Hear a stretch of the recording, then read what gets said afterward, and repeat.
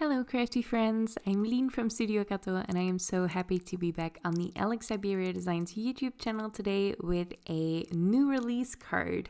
This features all products from the new release, well not every single product from the new release, but all the products I've used are brand spanking new and there are some great ones in here. This one is the Always Be Yourself stamp set and it is very, very adorable. I'm only going to be using one of the unicorns today, but there are so many fun images and sentiments in here. I really, really love this stamp set. I'm going to start out by stamping this in Memento Tuxedo black ink onto some white cardstock. Any alcohol marker friendly ink will do here. Once that is stamped out in alcohol marker friendly ink, I can color this in with my Ohuhu Brushmarkers. I really like my Ohuhu markers. They are very budget friendly. I have a huge set and it didn't break the bank, so that is always great. And I really love the quality of them as well. You can easily blend the colors out just like any other alcohol marker. Now I'm trying something new here. Usually I keep my unicorns fairly white and then I give them some wildly colored hair, I mean. But for this one I try to make a purplish bluish unicorn and I really like how it turned out.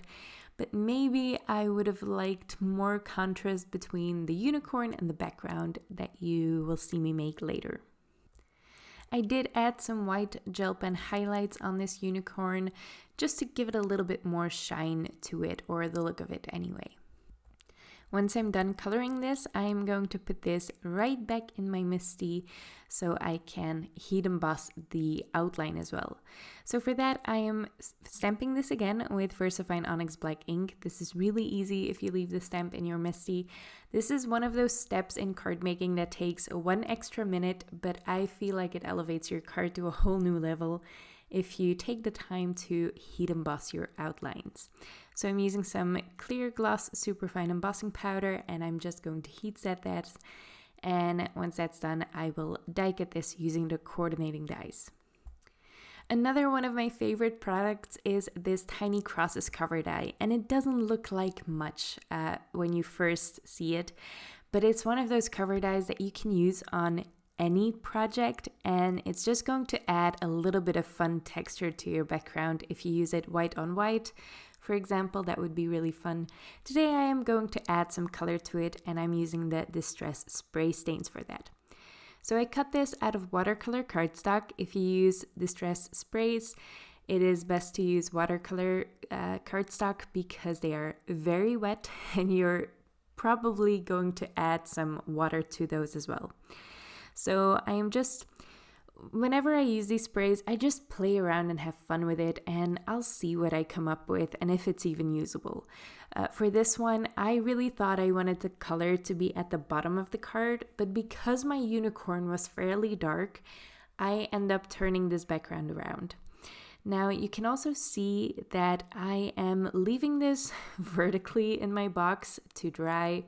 And that is going to help those drips settle at the bottom and give some fun texture to the background. One thing that I am going to add to really set the scene for this unicorn is this Quirky rainbow.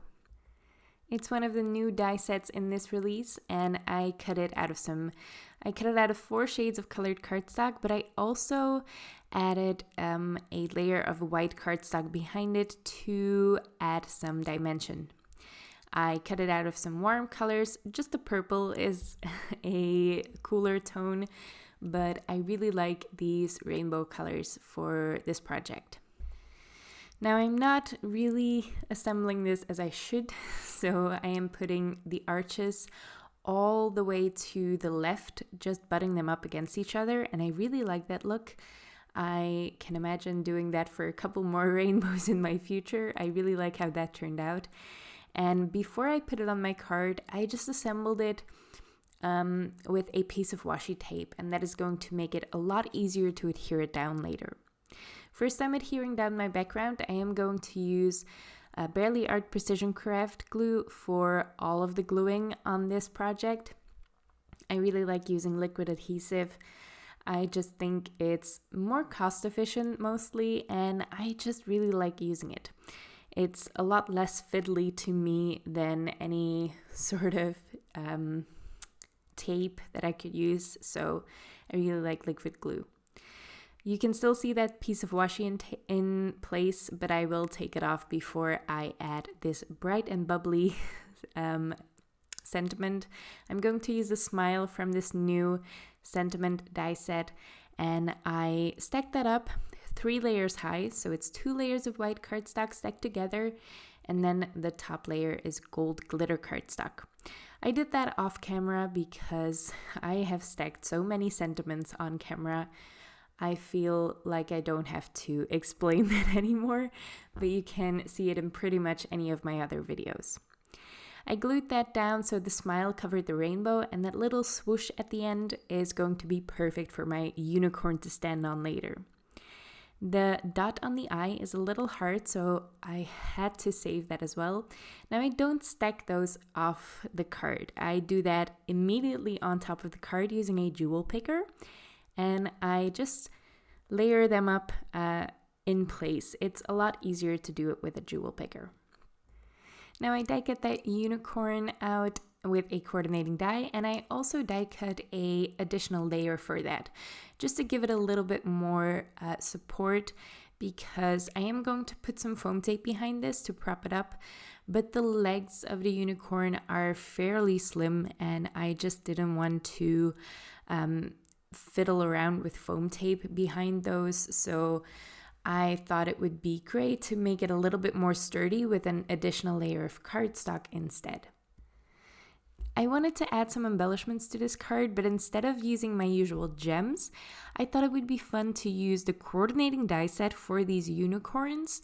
So this is the Always Be Yourself coordinating die set, and I just used that to cut out some stars and a moon shape out of gold glitter cardstock, and I added those as well.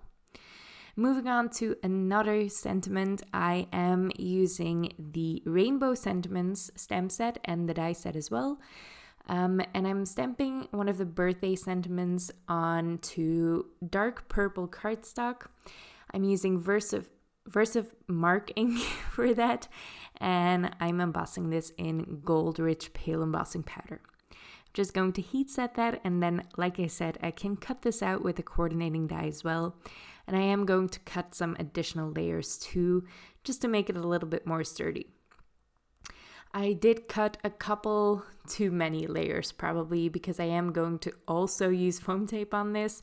So it's a little bulky, but I really like it. So because it will prop up over the smile die cut sentiment. So I really like that look, but maybe I could have made it a little less dimensional this time. I glue all those layers together, and then, like I said, I am going to put some foam tape behind this just to make it level with the smile. And then some of that stamped sentiment can overlap the die cut sentiment, and I really like that look. And that's pretty much it. I really enjoyed making this card. It was a lot of fun playing around with the background, but also with the colors for that rainbow. There are only 4 arches, so it's a really quick rainbow to die cut, but you can also really make a fun, unusual rainbow color scheme, and I love the creativity for that.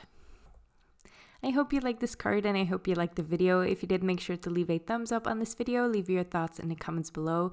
Subscribe to the Syberia Designs YouTube channel, and you can also subscribe to my channel as well. That should be linked on the video right now.